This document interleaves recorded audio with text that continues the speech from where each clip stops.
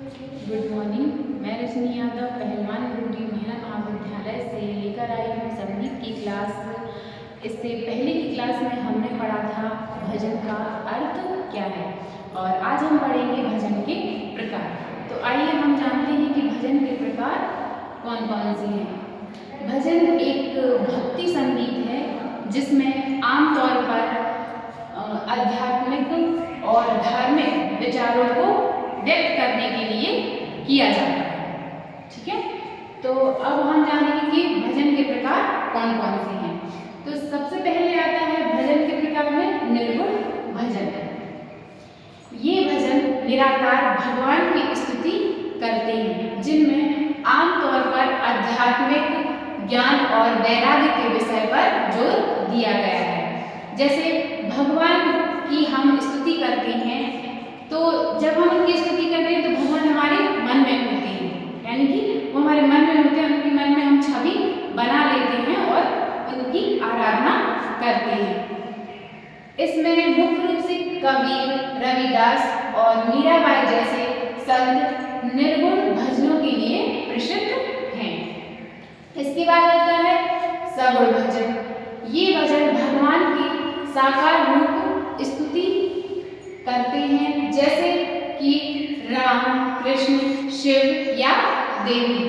इसमें आमतौर पर भगवान की लीलाओं, गुणों और महिमा का वर्णन किया जाता है। इसमें सगुण भजन में भगवान की मूर्ति या उनकी जो आकृति होती है उसको सामने रखकर हम उनकी आराधना करते हैं या भजन गाते हैं। तो इसके बाद है इसमें तुलसीदास, सूरदास और नरसिंह मेहता जैसे भक्त सगुण भजनों के लिए प्रसिद्ध हैं। फिर है कीर्तन भजन।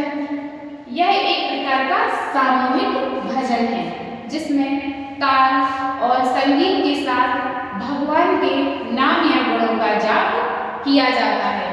कीर्तन में आमतौर पर भक्ति और उत्साह के साथ गायन किया जाता है जैसे हरे कृष्णा हरे रामा हरे कृष्णा हरे रामा, इस प्रकार से। अब आता है आरती भजन। इस प्रकार का भजन भगवान की पूजा के दौरान गाया जाता है। फिर है प्रार्थना भजन। यह भजन एक प्रकार की विनती या अनुरोध होता है जिसमें हम भगवान के आशीर्वाद और मार्गदर्शन मांगते हैं भगवान से कि वो हमें अपना आशीर्वाद दें और हमारा मार्गदर्शन करें। फिर है नवदा भक्ति भजन। यह भजन भगवत पुराण में उल्लेखित भक्ति के 9 रूपों पर आधारित होते हैं। यह 9 रूप हैं श्रवण, कीर्तन, स्मरण, पाद सेवन, अर्चन, वंदन, दास्य, सख्य और आत्मनिवेदन। यह भजन